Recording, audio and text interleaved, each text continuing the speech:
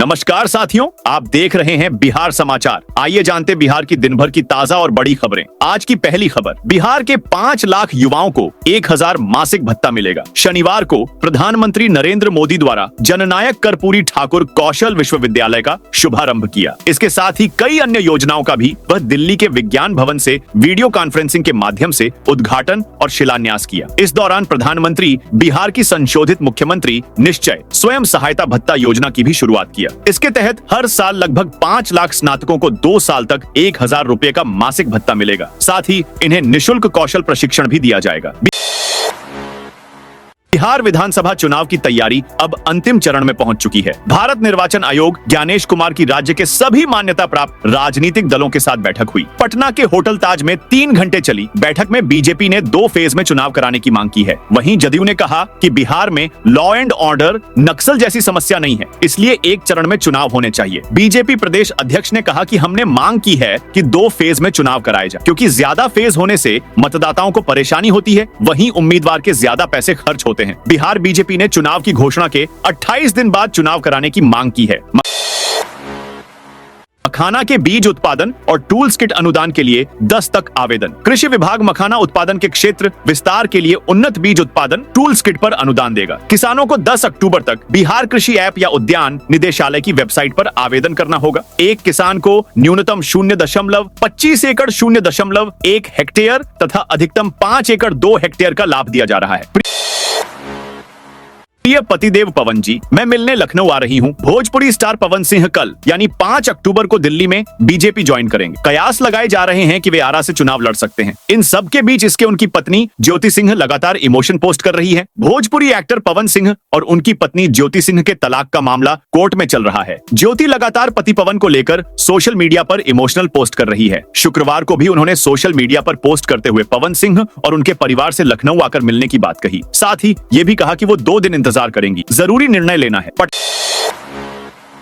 पटना में 3 साल पहले बनी सड़क तेज बारिश में धंस गई। बिहार में शनिवार को हुई भारी बारिश से अव्यवस्था का माहौल बन गया। राजधानी पटना के मीठापुर सब्जी मंडी में सड़क तेज बारिश की वजह से धंस गई। इसके अंदर पिकअप गाड़ी पलट गई। रोड पर आवागमन पूरी तरह बंद हो गया है। बताया जा रहा है कि 3 साल पहले ही इस सड़क का निर्माण हुआ था। मूसलाधार बरसात होने से सड़क के नीचे की मिट्टी खिसक गई, जिस वजह से डामर रोड धंस गया। रोड पर करीब 10 फीट गहरा गड्ढा हो गया है।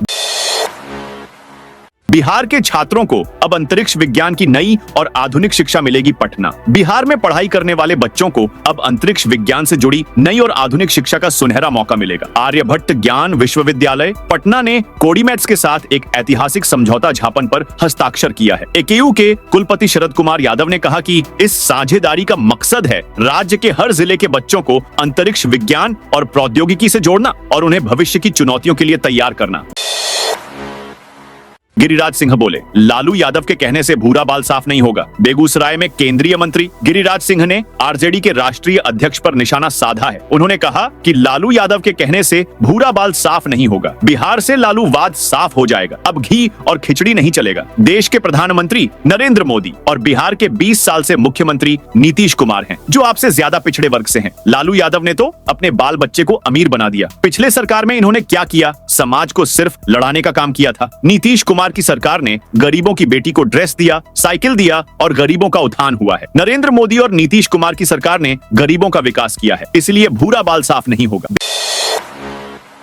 बिहार चुनाव से पहले योजनाओं की बरसात पीएम मोदी आज शुरू करेंगे। 62,000 करोड़ के प्रोजेक्ट। बिहार विधानसभा चुनाव 2025 से पहले प्रधानमंत्री नरेंद्र मोदी युवाओं पर केंद्रित लगभग 62,000 करोड़ रुपए की योजनाओं की शुरुआत शनिवार को करेंगे। नई दिल्ली स्थित विज्ञान भवन में सुबह 11 बजे से कार्यक्रम आयोजित किया गया है। इस दौरान वे पीएम सेतु योजना का शुभारंभ करेंगे, जिसके तहत 1000 सरकारी ITI को हब एंड स्पोक मॉडल में अपग्रेड किया जाएगा। योजना के पहले चरण में पटना और दरभंगा के ITI पर विशेष ध्यान दिया जाएगा। पीएम सेतु 60,000 करोड़ रुपए के निवेश वाली केंद्र प्रायोजित योजना है।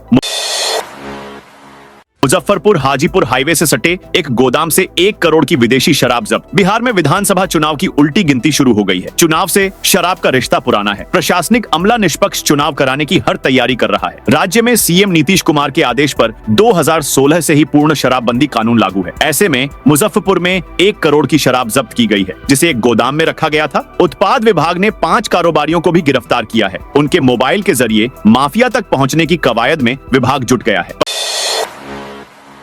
पताही एयरपोर्ट के टेंडर निर्माण को केंद्र की मंजूरी। बिहार विधानसभा चुनाव 2025 से पहले प्रधानमंत्री नरेंद्र मोदी ने उत्तर बिहार को एक बड़ी सौगात दी है। लंबे अरसे से लंबित पड़े मुजफ्फरपुर के पताही एयरपोर्ट के टेंडर और नवनिर्माण कार्य को केंद्र सरकार की मंजूरी मिल गई है, जिसके बाद इस पूरे तिरहुत प्रमंडल में खुशी की लहर है। डिप्टी सीएम सम्राट चौधरी ने अपने सोशल मीडिया प्लेटफॉर्म एक्स पर की इसकी जानकारी दी है। डिप्टी सीएम सम्राट चौधरी ने एक्स पर लिखा, मुजफ्फरपुर के पताही एयरपोर्ट को केंद्र सरकार ने टेंडर और निर्माण की मंजूरी दे दी है। इसके लिए प्रधानमंत्री नरेंद्र मोदी और मुख्यमंत्री नीतीश कुमार का आभार। यह फैसला उत्तर बिहार के विकास और कनेक्टिविटी को नई दिशा देगा। अब त्रिवेणीगंज तक दौड़ेगी यह पैसेंजर ट्रेन। यात्रियों की सुविधा को ध्यान में रखते हुए रेलवे बोर्ड ने अमहा पिपरा सहरसा पैसेंजर ट्रेन का विस्तार सुपौल के त्रिवेणीगंज स्टेशन तक करने की मंजूरी दे दी है। इस विस्तार से त्रिवेणीगंज और आसपास के यात्रियों को सहरसा समेत समस्तीपुर मंडल के विभिन्न हिस्सों तक सीधी रेल सेवा का लाभ मिल सकेगा। इससे यात्रियों के समय और पैसे दोनों की बचत होगी। 88 करोड़ 53 लाख से होगा घोड़बोले सिंचाई योजना का निर्माण। शंभूगंज क्षेत्र के किसानों के द्वारा वर्षों से की जा रही मांग अब पूरी हो गई है। सरकार की कैबिनेट में शंभूगंज क्षेत्र के घोड़बोले सिंचाई योजना को स्वीकृति प्रदान कर दी है। 81 करोड़ 53 लाख की लागत राशि से घोड़बोले सिंचाई योजना का निर्माण कार्य होगा। प्रधानमंत्री मोदी आज करेंगे कौशल विवि का उद्घाटन। प्रधानमंत्री नरेंद्र मोदी शनिवार को जननायक कर्पूरी ठाकुर कौशल विश्वविद्यालय का उद्घाटन वीडियो कॉन्फ्रेंसिंग के माध्यम से करेंगे। यह विश्वविद्यालय अभी दशरथ मांझी श्रम एवं नियोजन अध्ययन संस्थान में अस्थायी तौर पर चलेगा। विश्वविद्यालय के लिए श्रम संसाधन विभाग के सचिव दीपक आनंद को कुलपति और श्रमायुक्त राजेश भारती को रजिस्ट्रार बनाया गया है। पटना में फिल्म और नाट्य संस्थान खुलेगा। बिहार के कलाकारों को अब फिल्म और थिएटर की पढ़ाई करने बाहर नहीं जाना पड़ेगा। राज्य में बिहार फिल्म और नाट्य संस्थान की स्थापना होने जा रही है। शुक्रवार को मुख्यमंत्री नीतीश कुमार की अध्यक्षता में कैबिनेट की बैठक में इस प्रस्ताव को मंजूरी दी गई। इस संस्थान का निर्माण पटना में ही होने की संभावना है। एक ही कैंपस में फिल्म और थिएटर की पढ़ाई होगी। मानपुर में 349 करोड़ की लागत से बनेगा फ्लाईओवर। गयाजी के मानपुर में लोगों को जाम से जल्द छुटकारा मिलने वाला है। वजीरगंज विधायक वीरेंद्र सिंह ने मुफस्सिल बस स्टैंड के पास 349 करोड़ रुपए से अधिक की लागत से बनने वाले फ्लाईओवर का शिलान्यास किया। मुख्यमंत्री नीतीश कुमार ने प्रगति यात्रा के दौरान इसकी मंजूरी दी थी। फ्लाईओवर का निर्माण अब गिला से शुरू होगा, जो 6 लेन पुल तक जाएगा। मुफस्सिल मोड़ से नौरंगा मोड़ तक इसकी कड़ी बनेगी। 2 वर्षों में कार्य पूरा करने का लक्ष्य रखा गया है। फिलहाल मानपुर में स्थिति यह है कि सुबह से लेकर शाम तक घंटों जाम में फंसे रहने की मजबूरी लोगों के लिए परेशानी बन गई। जाम लगने की स्थिति में ट्रैफिक पुलिस के पसीने छूटने लगते हैं। जाम से निकलने का कोई रास्ता नहीं बचता है। हरिगिरी धाम में 3 करोड़ की योजनाओं का शिलान्यास बेगूसराय में शुक्रवार को केंद्रीय मंत्री गिरिराज सिंह ने मिथिलांचल के प्रसिद्ध शिव नगरी बाबा हरिगिरी धाम गढ़पुरा में करीब 3 करोड़ की योजनाओं का शिलान्यास किया। बाबा हरिगिरी धाम मंदिर कैंपस की चहार दीवारी, कैंपस में सामुदायिक भवन, शौचालय का निर्माण और फेवर ब्लॉक लगाने का काम किया जाएगा। कार्यक्रम को संबोधित करते हुए गिरिराज सिंह ने कहा, यहाँ की बहुप्रतीक्षित मांग बिहार सरकार की ओर से पूरी की जा रही। शिलान्यास के वक्त डीएम तुषार सिंगला, बखरी विधायक सूर्यकांत पासवान और जिला परिषद अध्यक्ष सुरेंद्र पासवान भी रहे। मुजफ्फरपुर को पीएम मोदी का तोहफा पताही एयरपोर्ट निर्माण को मिली हरी झंडी। बिहार विधानसभा चुनाव 2025 से पहले प्रधानमंत्री नरेंद्र मोदी ने मुजफ्फरपुर को एक बड़ी सौगात दी है। लंबे समय से लंबित पताही एयरपोर्ट परियोजना को केंद्र सरकार ने आखिरकार मंजूरी दे दी है। टेंडर और निर्माण को हरी झंडी मिलने के साथ ही जिले में हवाई कनेक्टिविटी के सपने को पंख लग गए हैं। इस घोषणा के बाद मुजफ्फरपुर और आसपास के इलाकों में खुशी की लहर है, जबकि राजनीतिक हलकों में इसे चुनाव से पहले एक बड़ा कदम माना जा रहा है। बिहार में जमीन की रजिस्ट्री के नियम हुए सख्त। राज्य में संरचना वाली जमीन की रजिस्ट्री तब होगी जब दस्तावेज की जांच स्वयं रजिस्ट्रार करेंगे। इसके लिए मद्य निषेध, उत्पाद एवं निबंधन विभाग के निर्देश जारी किया है। सभी जिला अवर निबंधक एवं अवर निबंधकों को जारी पत्र में निबंधन महानिरीक्षक अंशुल अग्रवाल ने व्यावसायिक गतिविधि और आयोजना क्षेत्रों की जमीन की रजिस्ट्री उसकी जांच कराने के बाद ही करने को कहा है। विभाग ने यह निर्णय इसलिए लिया है कि चालू वित्तीय वर्ष में निबंधन विभाग को लक्ष्य के विपरीत 50% भी उपलब्धि प्राप्त नहीं हो सकी है। केंद्रीय मंत्री गिरिराज सिंह के सामने हंगामा। बिहार के बेगूसराय में केंद्रीय मंत्री गिरिराज सिंह के समर्थक और विधायक सूर्यकांत पासवान के समर्थक शुक्रवार को आमने सामने हो गए। दोनों ओर से करीब 10 मिनट तक जमकर नारेबाजी की गई। इसके बाद केंद्रीय मंत्री गिरिराज सिंह अपने काफिले के साथ मौके से चले गए। जानकारी के अनुसार यह घटना बखरी अनुमंडल में अनुमंडल स्तरीय अस्पताल के शिलान्यास कार्यक्रम के दौरान हुई। केंद्रीय मंत्री गिरिराज सिंह इस कार्यक्रम में पहुंचे थे। वहीं स्थानीय विधायक सूर्यकांत पासवान भी अपने समर्थकों के साथ उपस्थित थे। दोनों पक्षों के बीच नारेबाजी का सिलसिला शुरू हो गया, जिसमें भाजपा और सीपीआई कार्यकर्ताओं ने एक दूसरे के सामने जमकर नारे लगाए।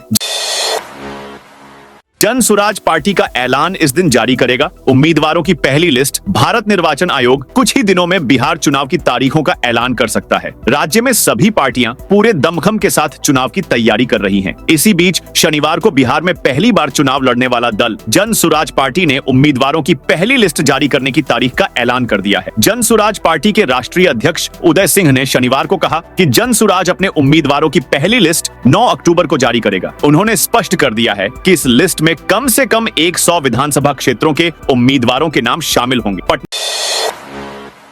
पटना में टीआरई 4 कैंडिडेट्स का प्रदर्शन। बीपीएससी टीआरई 4 परीक्षा का विज्ञापन जारी करने की मांग को लेकर आज एक बार फिर से कैंडिडेट्स ने प्रदर्शन किया। यह प्रदर्शन सुबह करीब 11:30 पर पटना कॉलेज से शुरू हुआ। सभी अभ्यर्थी सीएम हाउस को घेरने निकले थे, लेकिन उनको पटना कॉलेज के पास ही रोक दिया गया। इसके बाद वहां से खदेड़कर हटा दिया गया। इस दौरान भारी संख्या में फोर्स तैनात किया गया। यहां से निकलने ही नहीं दिया गया। कैंडिडेट्स में छात्र नेता दीपक कुमार को पुलिस हिरासत में लेने के खिलाफ भी आक्रोश दिखा।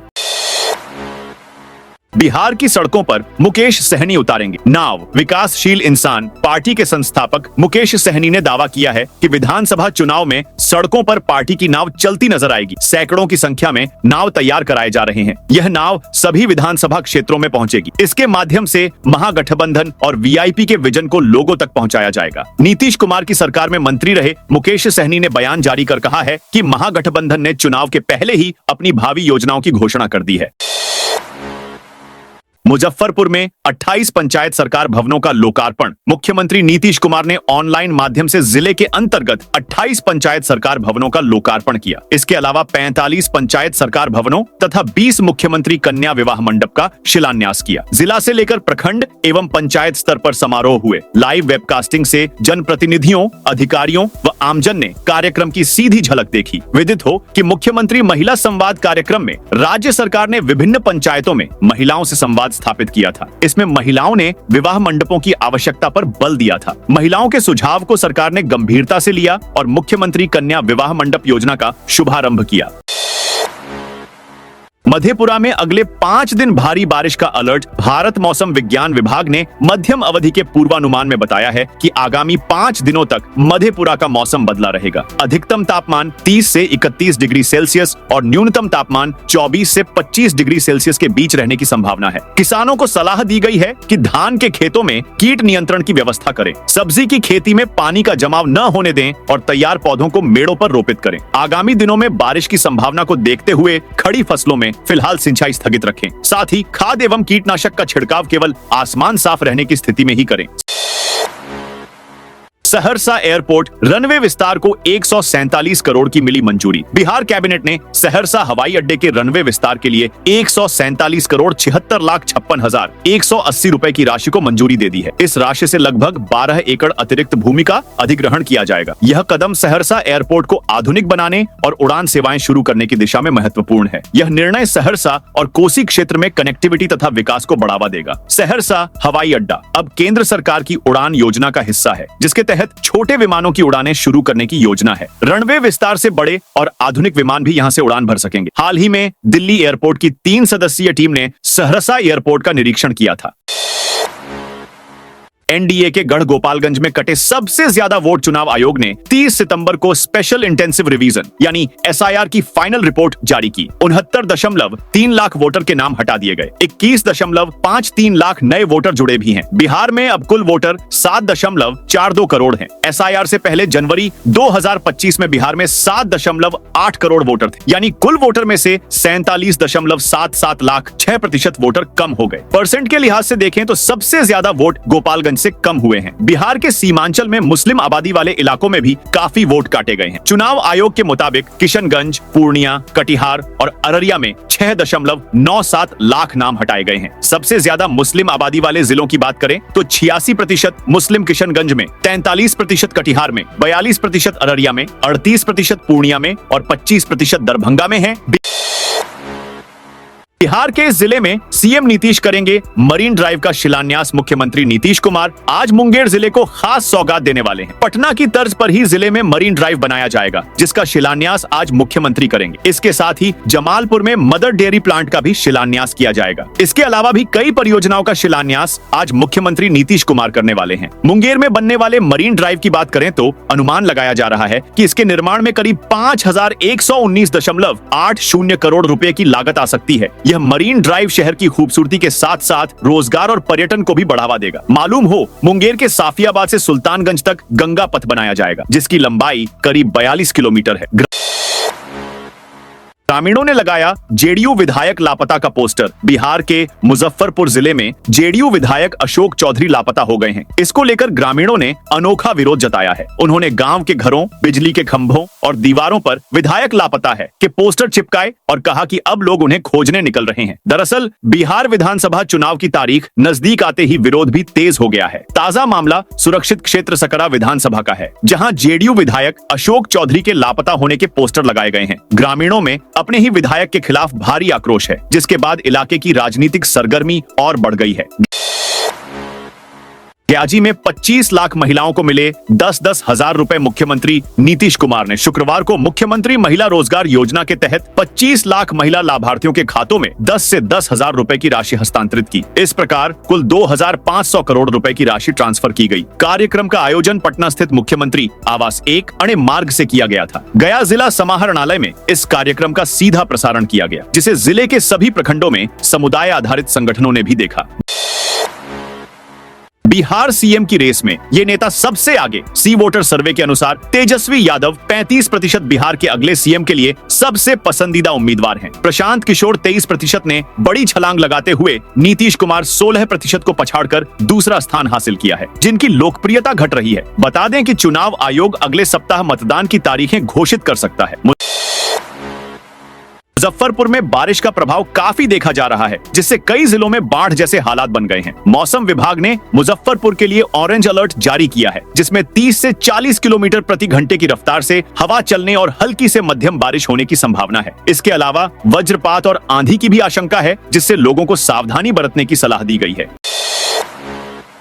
तेज प्रताप ने उड़ा दी। राहुल गांधी की धज्जिया बिहार की सियासत में अपने बयानों से सुर्खियां बटोरने वाले तेज प्रताप यादव ने एक बार फिर राहुल गांधी पर चुटकी ली है। कोलंबिया में दिए गए राहुल गांधी के बयान पर प्रतिक्रिया देते हुए जनशक्ति जनता दल के संस्थापक और पूर्व मंत्री तेज प्रताप ने कहा कि शायद राहुल गांधी को भारत की बजाय विदेश ज्यादा भाने लगा है। यहाँ की मिट्टी से उनका मन ऊब गया होगा, तभी वे ताजी हवा लेने बाहर निकल गए। और